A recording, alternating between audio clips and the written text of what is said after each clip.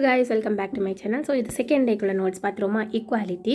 So ஈக்குவாலிட்டினா என்ன, எல்லாருக்குமே நம்ம வந்து ஈக்குவல் ஷேர் கொடுக்காது, அதாவது all human beings having equal worth, அதுதான் ஈக்குவாலிட்டி. ஸோ இது வந்து ஷார்ட் நோட்ஸ் வந்து கொடுத்துருக்கேன், ஃபுல்லாக வந்து ரீட் பண்ணிகிட்டு இருந்து இல்லை சொல்லி தந்துட்டு இருக்க முடியாது. ஸோ இம்பார்ட்டன்ட் பாயிண்ட்ஸ் மட்டும் சொல்கிறேன், தேவை உள்ளவங்க பாஸ் பண்ணி வச்சுட்டு எழுதி எடுத்துக்கோங்க, ஓகேவா. ஸோ ஈக்குவாலிட்டி வந்து ஒரு ரூல் ஃபாலோ பண்ணுவாங்க. என்ன ரூல்னால் ரூல் ஆஃப் லா. இது வந்து ஃபோர்ஸ் பண்ணது எதுனா இங்கிலாந்து வந்து கொண்டு வந்துச்சு, ஓகேவா. இந்த ரூல் ஆஃப் லா வந்து கொஞ்சம் இம்பார்ட்டண்ட்டு.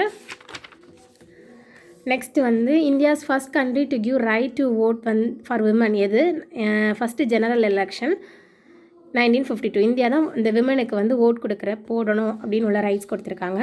ஸோ பார்த்துக்கோங்க, உங்களுக்கு இதில் ஏதாச்சும் டவுட் இருந்ததுன்னா கேட்கலாம். தென் 2017 ஜெண்டர் ஈக்குவாலிட்டி, அதாவது 5th of 17 sustainable development goals of United nation.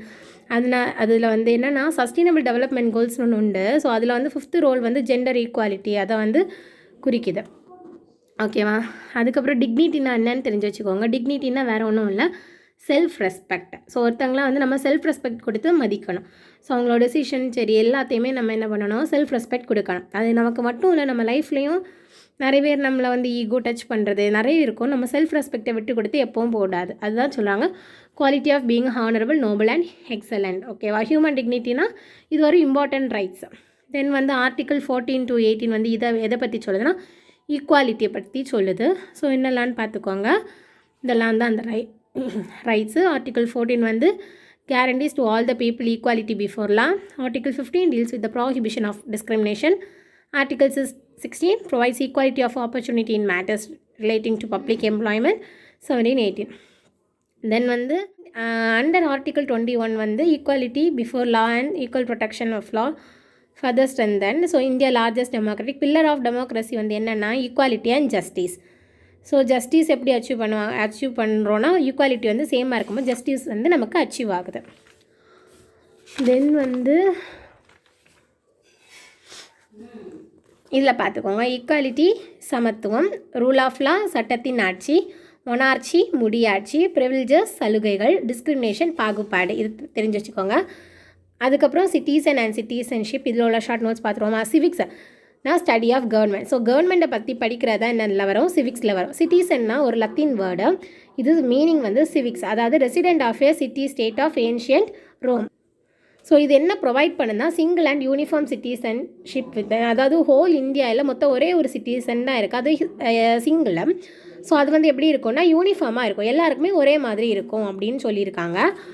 So இது எனக்கு புரிகிற மாதிரி எடுத்திருக்கேன், கொஞ்சம் லாங் நோட்ஸாக தான் இருக்கும், ஏன்னா இனி புக் ரீட் பண்ணி நான் எடுக்கணும் அப்படின்னு இல்லை. ஸோ அதுக்கேற்றவாறு எடுத்திருக்கேன்.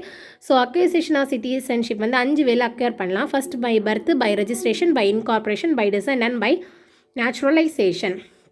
ஸோ பை பர்த்னா இது வந்து எப்படின்னா ஒரு வேளை அவங்க வந்து பிறக்கும் போதே எங்கே இருக்கணும், இல்லைனா பேரண்ட்ஸில் யாராவது ஒருத்தங்க இந்தியாவில் இருக்கணும், இல்லைனா இவங்க என்னது ஒரு பேரண்ட் வந்து இங்கேயும் இன்னொரு பேரண்ட் வந்து வேறு இடத்துலையும் வாழலாம் அப்படின்னு உள்ளது. ஸோ டசன்னா என்னென்னா அவுட் சைடில் பேரண்ட்ஸ் வந்து அவுட் சைடில் இருக்கலாம், அந்த மாதிரியெல்லாம் மீன் பண்ணி கொடுத்துருக்காங்க. ஸோ இதை ரீட் பண்ணுங்கள், உங்களுக்கு கண்டிப்பாக தெரியும்.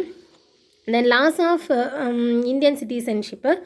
ஸோ இதுக்கு முன்னாடி ஒரு 2 நான் எடுத்துக்க மாட்டேன். ரெஜிஸ்ட்ரேஷன்னா நம்ம பிறந்த குழந்தைய வந்து அப்பா அம்மாவுக்கு ஃபேமிலி கூட ரெஜிஸ்ட்ரேட் பண்ணுறது தான் ரெஜிஸ்ட்ரேஷன். நேச்சுரலைசேஷன்னா அவங்க வந்து ஒரு கண்ட்ரிலேருந்து மற்றொரு கண்ட்ரிக்கு மாறினாலும் அவங்களோட பாஸ்போர்ட் இல்லைனா ஏதாவது ஒரு பேர் வந்து இந்தியன் சிட்டிசனில் இருக்கணும், அதுதான் சொல்லுது, சரியா.